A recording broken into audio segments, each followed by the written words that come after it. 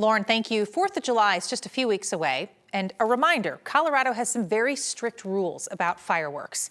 Most are completely illegal in some of Colorado's largest cities, except one. 9 News reporter Evan Krugel joins us live in Aurora tonight with some of the restrictions that city is planning to lift this year. Evan?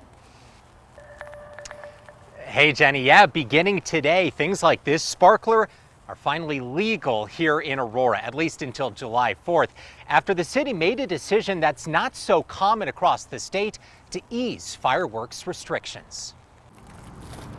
Opening day is a big deal and a lot of work for a small business. It looks good when it's ready. It looks really cool. And for Mick Cloesy, opening day is just around the corner. Getting there. It's why he's working another 19-hour day, making sure his tent at the corner of Mississippi and Sable is stocked for Monday morning. It's a busy couple of weeks, but it's worth it.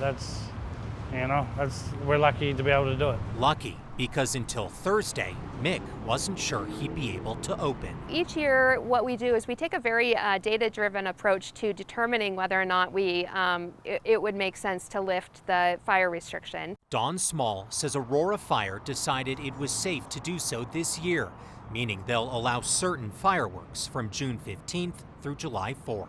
Nothing that leaves the ground or explodes. So we're talking about sparklers, worms, fountains, all of those are okay, but certainly nothing that would launch and explode. Of the 5 largest cities in Colorado, it's the only one where these will be allowed.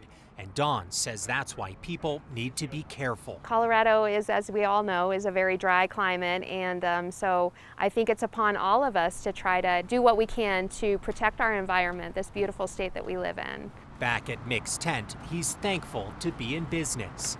It's basically a month of, make it or break it. And says when used properly, everything under his roof is safe.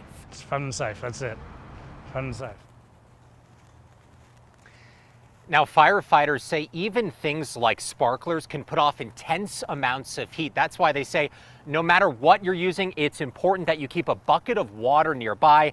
That way you can easily put out your fireworks and, more importantly, make sure they don't reignite after you're done celebrating. We're live in Aurora. Evan Krugel, 9 News. And that idea of properly putting them out, Evan, is important because we have seen that go south before when people think they just dump it into a plastic bucket. Even Aurora has dealt with this before. Yeah, it actually happened right here in Aurora last year. Firefighters say somebody put their fireworks in their trash can after they were done on the 4th of July, didn't use water on that trash can. Those fireworks reignited overnight and actually caused a pretty big fire at a townhome that injured a firefighter. So they say no matter what you're using, it's really important you take these extra precautions, saying it's better safe than sorry. Evan Krugel, the example of how to put out a firework tonight. Evan, thank you.